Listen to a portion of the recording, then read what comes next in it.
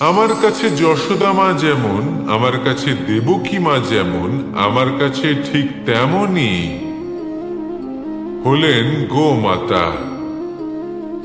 এবার ভেবে দেখার বিষয় হলো এটা যে এই সংসারে অসংখ্য প্রাণী আছে। একজন গাইকে একজন মায়ের মর্যাদা কেন দেওয়া হয়? তাহলে এর অনেকগুলো কারণ আছে। এই গাই অর্থাৎ গোমাতা, এনারা হলেন অত্যন্ত শান্ত, শান্তিপ্রিয়, কখনো কারোর কোনো ক্ষতি করতেই পারেন না। গোমাতা যে দুধ নিজের বাছুরকে পান করান সেই দুধই আমাদেরও দেন। সেই দুধ পান করে আমরা শক্তি লাভ করি। এই দুধ থেকে আমরা মাখন, ঘি, পায়েস এইসব সুস্বাদু খাবার লাভ করি। গোমাতার গোবর আমাদের জ্বালানি হিসেবে সাহায্য করে, যার ফলে খুব কম সংখ্যক কাঠ ব্যবহার করা যায় এবং বেশিরভাগ জঙ্গল সুরক্ষিত থাকে।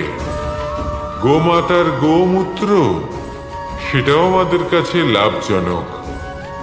এর দ্বারা আমরা অনেক রোগ থেকে মুক্তি লাভ করতে পারি। গোমাতা যখন একটি বাছুরকে জন্ম দেন তখন সেই বড় হয়ে আমাদের ক্ষেত কর্ষণ করে। সেই জন্য গাইকেও জীবনে মায়ের মর্যাদা দেবেন। যতটা সম্ভব তাকে সেবা করুন এবং ভালোবেসে তাকে পালন করুন। এই মন নিজে থেকেই প্রসন্ন হয়ে বলবে, রাধা রাধা। এই সংসারে সাফল্য লাভ করার জন্য জ্ঞানের প্রয়োজন হয়, পরিশ্রমের প্রয়োজন হয়, দৃঢ় নিষ্ঠার প্রয়োজন হয়, নিরন্তর চেষ্টা করা প্রয়োজনীয়। কিন্তু আরো কিছু আছে যা অত্যন্ত প্রয়োজনীয় এবং গুরুত্বপূর্ণ। তা হলো ভালো বন্ধু। তাদের থাকা অত্যন্ত প্রয়োজনীয়। যদি ভালো বন্ধু থাকে তাহলে সময় এলে তারা ঢাল হয়ে আপনাকে সুরক্ষা করবেন। সময় এলে অস্ত্রের মতো শত্রুকে সংহারও করবেন। যদি তিনি জ্ঞানী হন, তাদের মধ্যে সদ্গুণ থাকে, তাহলে এই সব গুণ আপনার মধ্যেও প্রবেশ করবে। তাহলে সাফল্যের জন্য ভালো বন্ধু পাওয়া অত্যন্ত প্রয়োজনীয়। কিন্তু শুধু বন্ধু কেন, ভালো শত্রুও থাকা প্রয়োজনীয়। এবার আপনি ভাববেন, এ আমি কি বললাম? যদি আপনার জীবনেও ভালো অর্থাৎ শক্তিশালী শত্রু থাকে, তাহলে আপনিও শক্তিশালী হতে থাকবেন। এই শত্রু আপনাকে প্রেরিত করবে আরো বেশি শক্তিশালী হয়ে ওঠার। কখনো কোনো হরিণকে দেখুন, তীব্র গতিতে দৌড়তে থাকে। কেন তীব্র গতিতে দৌড়য়? এই কারণে নয় যে কোথাও তার জন্য মধুর ঘাস অপেক্ষা করে রয়েছে, না। সে এই কারণে তীব্র গতিতে দৌড়য় কারণ সেটা না করলে তার পেছনে একটি সিংহ আছে যে ওকে নিজের ভোজন করে ফেলবে। তাই জীবনে বিপদ, সংকট এই সব কিছুও হলো অত্যন্ত গুরুত্বপূর্ণ। তার সম্মুখীন হতে শিখুন আর আমার সাথে ভালোবেসে বলুন, রাধা রাধা। অন্ধকারাচ্ছন্ন রাত্রি যদি এসে থাকে, তাহলে আলোকিত প্রকাশ নিয়ে সূর্য অবশ্যই আসে। রোগ যদি এসে থাকে তাহলে তার ওষুধও অবশ্যই আসে। সমস্যা যদি আসে তাহলে সেই সমস্যার সমাধানও নিজে থেকেই আমাদের কাছে চলেই আসে। এই সংসার, এই জীবনের শুধুমাত্র একটাই নিয়ম আছে, আর তা হলো এটাই, এই সংসার হলো একটা চক্রের মতো। এতে শাশ্বত বলে কিছু নেই, নিত্য বলে কিছু নেই। আর যা কিছুই রয়েছে সব বদলাতে চলেছে। যদি আপনার জীবনে দুঃখ থাকে, সমস্যা থাকে, যদি আপনি বিপদ দ্বারা আচ্ছন্ন, তাহলে মনে রাখবেন সবকিছু বদলে যেতে চলেছে। দুঃখের সময় কাঁদবেন না, মনকে আরো দুঃখী করে তুলবেন না, কারণ এখানে যা কিছুই এসেছে তা যাওয়ার জন্যই এসেছে। তাহলে এত চিন্তা কিসের? আনন্দ সহকারে জীবন যাপন করুন আর আমার সাথে ভালোবেসে বলুন রাধা রাধা। মাঝে মাঝে কিছু মুহূর্তের জন্য চোখ বন্ধ করে ধ্যানের বেদিতে বসে ধ্যান করতে চেষ্টা করুন আর বোঝার চেষ্টা করুন যে আমরা সর্বপ্রথম কি দেখতে পাচ্ছি, কি অনুভব করছি।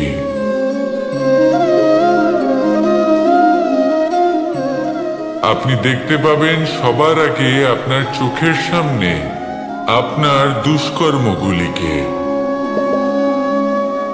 আপনার লুকিয়ে থাকা ক্রোধ, অন্তরের যন্ত্রণা, ভয়, নিরাশা, এই সব কিছুই সবার আগে দেখতে পাবেন আপনি। আর এই সব কিছুই আমাদের দুঃখের কারণ হয়ে ওঠে। এই সব কিছুর সারমর্ম কি? সারমর্ম শুধু একটাই, সেটা হলো এই যে আমাদের এই মন তা কিন্তু দুষ্কর্ম পছন্দই করে না। আমাদের এই মন একটা সুখময় জীবন যাপন করতে চায়, সৎকর্ম করতে চায়। তাই এটাই করুন, শুভ চিন্তা করুন, শুভ কর্ম করুন, ইতিবাচক মনোভাব নিয়ে জীবনে অগ্রসর হন। তারপর চোখ বন্ধ করে অন্তরে দেখতে থাকুন। দুঃখের আভাসই পাবেন না। এই মন প্রসন্নতা এবং প্রেমের দ্বারা পূর্ণ হবে এবং বারবার বলে উঠবে রাধা রাধা। কখনো কোনো নদীকে দেখেছেন? একই আকার, একই স্থান, শুধু প্রবাহিত হতে থাকে। এর মধ্যে কখনো কোনো অপদ্রব্য ফেলে দেখুন, দেখবেন সেটা বেশিক্ষণ সেখানে থাকে না। সেটা নদীর সাথে বইতে থাকে আর বয়ে যেতে যেতে সাগরে সমাহিত হয়ে যায় আর শেষ পর্যন্ত সাগর সেটাকে তটে ফেলে দেয়। কিছুটা এমন হওয়া উচিত আমাদের বিচারধারাও। এক স্থানে তা স্থগিত হওয়া উচিত নয়, এটা সব সময় প্রবাহমান হওয়া উচিত। তবেই আমাদের চেতনা, আমাদের মূল্যবোধ এবং আমাদের স্মৃতি, এই তিনটি শ্রেষ্ঠ থাকবে। আর এটাই হলো পুকুর এবং নদীর মধ্যে পার্থক্য। নদীতে জল সবসময় বয়ে চলে, সেই জন্য পবিত্র থাকে, শুদ্ধ থাকে এবং পরিষ্কার থাকে।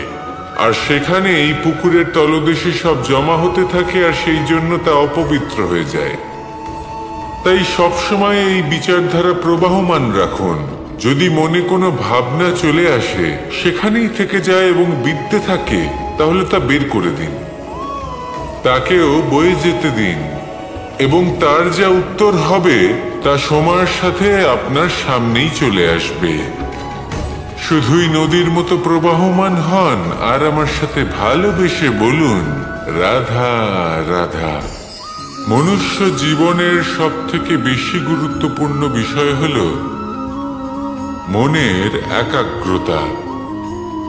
এই সংসারের যে কটি মহান কার্য সম্পাদন হয়েছে তা হল মনের এই একাগ্রতার একমাত্র ফল।